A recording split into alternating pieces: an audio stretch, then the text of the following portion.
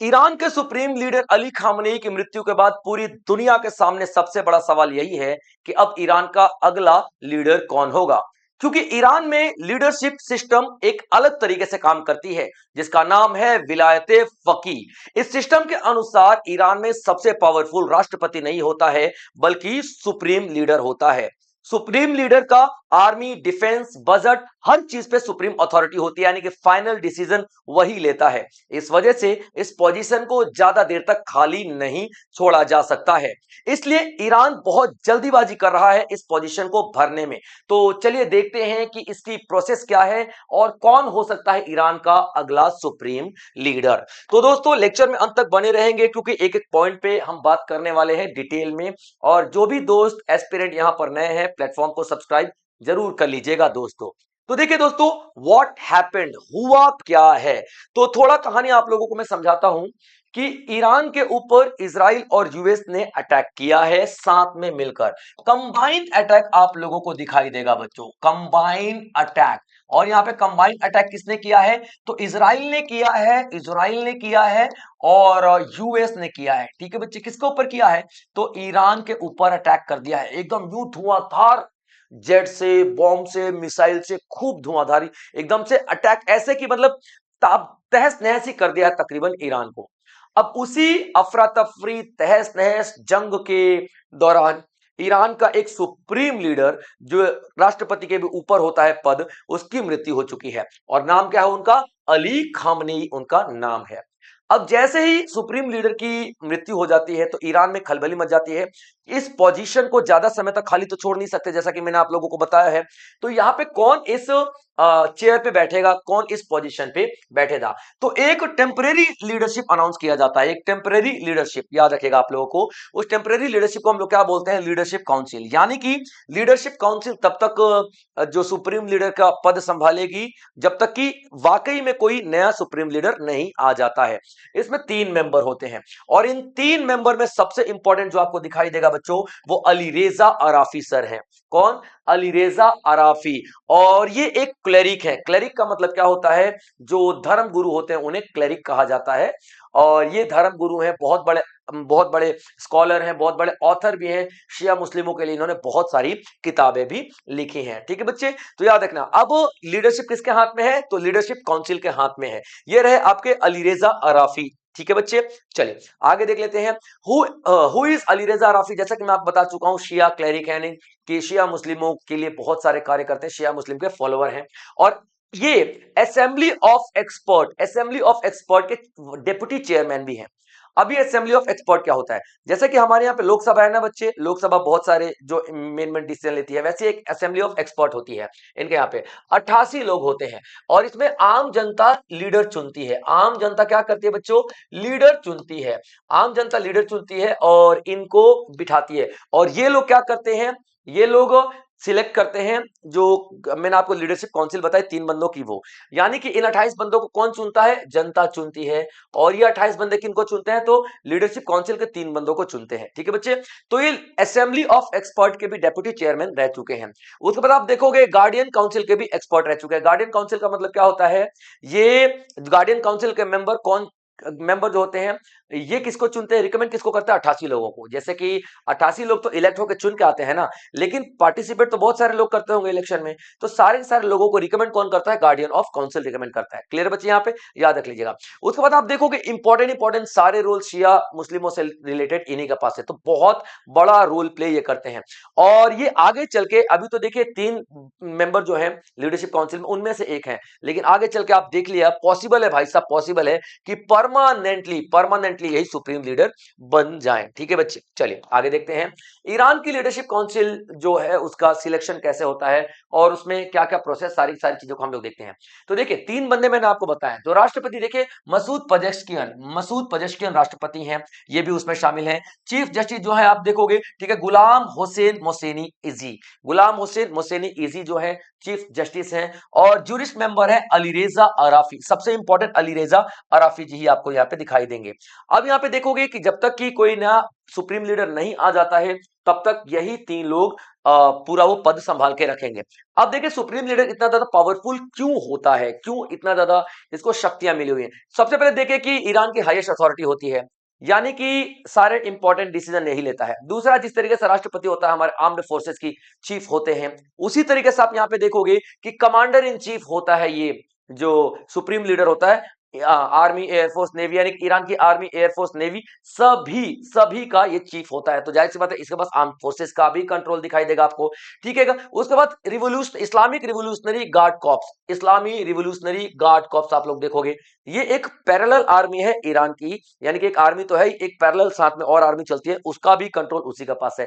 Final authority foreign policy हो गया, judiciary हो गया, या फिर स्टेट ब्रॉडकास्टिंग हो गया कि यहां पर मीडिया क्या दिखाएगी क्या नहीं दिखाएगी, हर चीज पे तो इसी का कंट्रोल है। तो डेफिनेटली पावरफुल तो होगा। यही तो मैंने बोला कि इस पोजीशन को ज्यादा समय तक अगर हम लोगों ने खाली छोड़ दिया, ज्यादा समय तक अगर ये पद खाली रहा, तो डेफिनेटली कोई ना कोई कंट्री यहाँ पे फायदा उठा लेगी, ठीक है बच्चों। क्योंकि यार हर चीज का मेन लीडर, हर चीज का जो मेन डिसीजन लेने वाला बंदा ही नहीं है, तो फटाफट फटाफट डिसीजन तो होंगे नहीं, और ये बहुत बड़ी कमजोरी ईरान की अभी बन रही है, ठीक है बच्चे। अब देखिए किस तरीके से चुने जाते हैं सुप्रीम लीडर। तो 88 लोग होते हैं, मैंने आप लोगों को सभी से बता दिया, ठीक है। ये जितने भी लोग होते हैं ना, ठीक है, ये 8 सालों के लिए चुने जाते हैं, और इन्हें कौन चुनता है, तो जनता चुनती है, ठीक है बच्चे, याद रखना।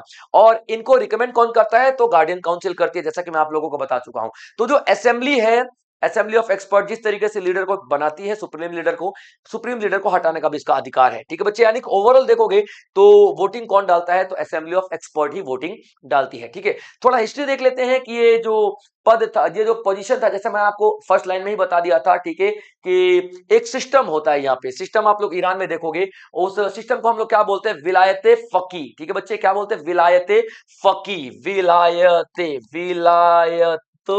ए फकी, ठीक है बच्चों, फकीह, फकी बोलते हैं वैसे कि FAQIH। तो विलायत फकीह का मतलब यह है कि सबसे ऊपर सुप्रीम लीडर ही होगा, राष्ट्रपति, प्रधानमंत्री जो भी है सब उसके नीचे ही होंगे।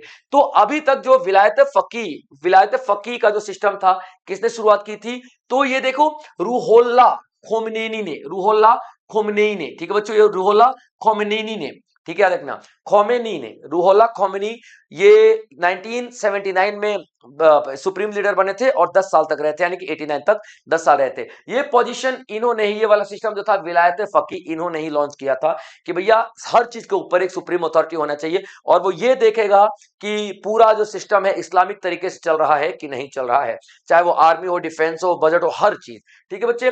दूसरा आप लोग देखोगे अली खेमेनेई की, अली खामनेई जो है 1989 से लेकर 2026 तकरीबन 30 साल से भी ऊपर आप लोग यहाँ पे इनको देख रहे हो, ठीक है। तो ओवरऑल कॉन्सेप्ट आपको क्या नजर आ रहा है कि सबसे बड़ा जो सुप्रीम लीडर यही है। इसी वजह से इजराइल ने और यूएस ने सबसे पहले इन्हें टारगेट किया कि कहीं अगर ये खत्म हो जाता है तो ईरान कमजोर अपने आप ही पड़ जाएगा, ईरान का जो डिसीजन मेकिंग है बहुत लेट हो जाएगी। इसी वजह से यहाँ पे सबसे ज्यादा इन्हें ही टारगेट किया गया, और लास्ट में आपके सामने रिजल्ट है ही है। अभी तक सिर्फ दो ही बने हैं। अब जो नया तीसरा बनेगा वो तीसरा सुप्रीम लीडर होगा ईरान का, ठीक है बच्चे। चलिए अब देखते हैं कि ये जो ट्रांजिशन हो रहा है, पावर की जो शिफ्टिंग हो रही है, एक बंदे की डेथ हो गई, दूसरे को पावर दी जा रही है, तो ये पूरी दुनिया के लिए क्यों सबसे ज्यादा इंपॉर्टेंट है। सबसे पहले आप लोग देखोगे बच्चे, मिडल ईस्ट की अगर हम बात करते हैं तो मिडल ईस्ट में ईरान बहुत बड़ी पावर रखता है, यानी कि एक बड़ी इकोनॉमी है, बड़ी पावर मिडल ईस्ट के पास है। मिडल ईस्ट के पास पावर है, तभी तो देखो यार कि अभी इजराइल और यूएस के सामने सीना तान के खड़ा है ईरान, आ जाओ बेटा, आ जाओ, कोई दिक्कत नहीं है, लड़ लेंगे। अभी देखिए ये जो सिस्टम बनाया गया था ना, ठीक है, तो विलायत फकी, ये सिर्फ और सिर्फ ईरान के लिए नहीं था। ईरान में तो अप्लाई होता है, लेकिन शिया मुस्लिम जहां जहां भी हैं, भारत में देखो, लखनऊ में जाके देख लो, JNK में देख लो, यहाँ पे प्रोटेस्ट चल रहे हैं। पाकिस्तान तो यूएस का भैया दोस्त है ना, लेकिन पाकिस्तान में यूएस की एम्बेसी जला करके 9 लोग मार दिए। आप देखो इराक में देख लो, लेबनान में देख लो, जॉर्डन में देख लो, हर जगह तो यही चल रहा है। तो पूरी जो मिडल ईस्ट की कंट्रीज हो गई, मिडल ईस्ट की क्या, अभी देख लो एशिया की कंट्रीज हैं, वो सब आज यूएस और इजराइल के खिलाफ खड़ी हो चुकी हैं। तो ये कहीं ना कहीं ग्लोबल लेवल पे एक ग्लोबल वॉर बनने के चांसेस नजर आ रहे हैं। आगे देखो बच्चा आप लोग यहाँ पे कि क्या ईरान और इजराइल की टेंशन, सबसे बड़ी ईरान और इजराइल की टेंशन है, यही सबसे बड़ी वजह है दोनों के बीच में। अब देखो इससे ऑयल रूट इफेक्ट होंगे, ऑयल रूट भी इफेक्ट होगा, इसलिए ग्लोबल लेवल पे चीजें हिलेंगी। ऑयल रूट पे देखो, ऑयल रूट क्या है, जैसे मान लो ऊपर ये ईरान है, ठीक है बच्चों, ऊपर ये ईरान है और नीचे आपका ओमान दिखाई देगा।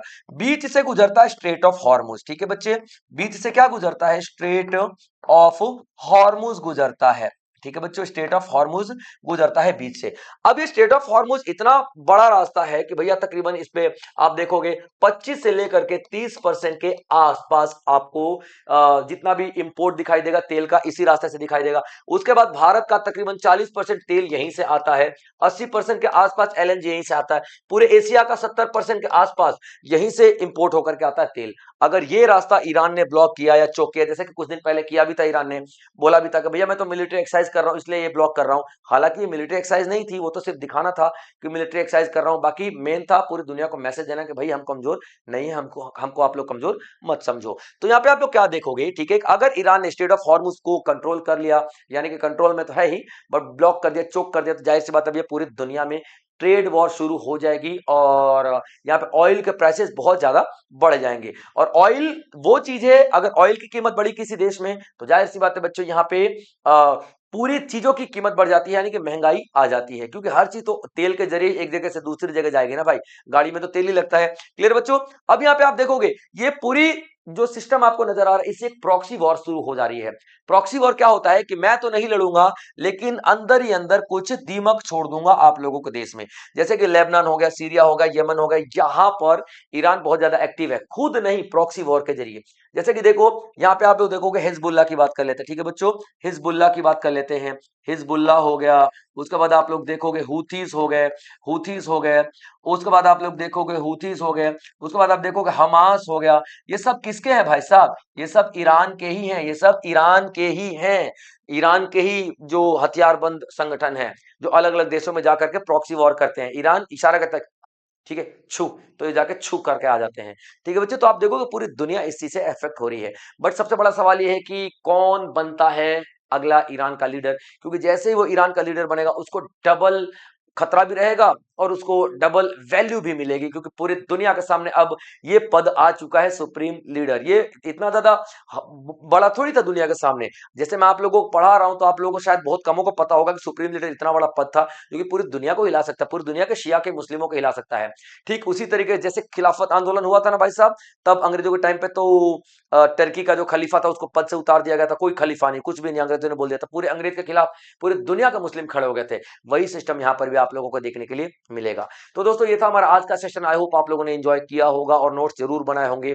इसी तरीके के और भी बेहतरीन सेशन में आप लोगों के लिए लेकर के आता रहूंगा। जो भी भाई साथी दोस्त एस्पिरेंट इस प्लेटफॉर्म पे नए हैं सब्सक्राइब जरूर कर लीजिएगा, क्योंकि इस तरीके के बेहतरीन लेक्चर्स आगे भी आते रहेंगे दोस्तों। जय हिंद।